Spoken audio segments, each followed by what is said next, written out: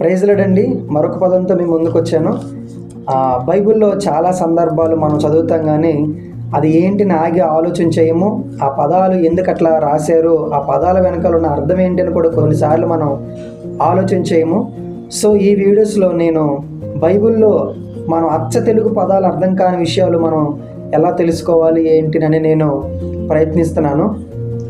So కొలసీలకు రాసిన పత్రిక 4వ అధ్యాయము 10వ వచనంలో ఇలా రాయబడి ఉంది, నాతో కూడా నా చెరలోనున్న అరిస్తార్కును బర్నబాకు సమీప జ్ఞాతి అయిన మార్కును ఉంది.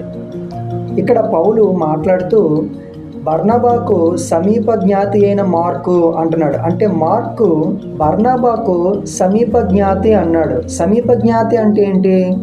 ఏమీ లేదండి, దాన్ని మనం 3 విధాలుగా అర్థం చేసుకోవచ్చు. అచ్చ తెలుగులో సమీప జ్ఞాతి అంటే మన దగ్గర బంధువు అని అర్థం అవుతుంది. దగ్గర బంధువు అంటారు. సమీప జ్ఞాతి అంటే దగ్గర బంధువు అంటారు. అది ఇంగ్లీష్లో చూసినప్పుడు కొలిక్ అని ఉంటుంది, కొలిక్స్ అని ఉంటుంది అనమాట. అయితే మనం ఒరిజినల్ గ్రీక్లో చూసినప్పుడు అక్కడ వాస్తవం ఏంటో తెలుస్తుంది అనమాట. ఏంటినంటే అక్కడ గ్రీకులో మనం చూసినప్పుడు అక్కడ ఏమని ఉంటుందంటే అనేప్సియస్ అని ఉంటుంది అనమాట. అంటే గ్రీకులో దాని అర్థం ఏంటంటే మేనల్లుడు, రక్త సంబంధి అని ఉంటుంది అనమాట. సో పౌలు బర్నబాకు రక్త సంబంధి అని మార్కు అని రాస్తున్నాడు అనమాట.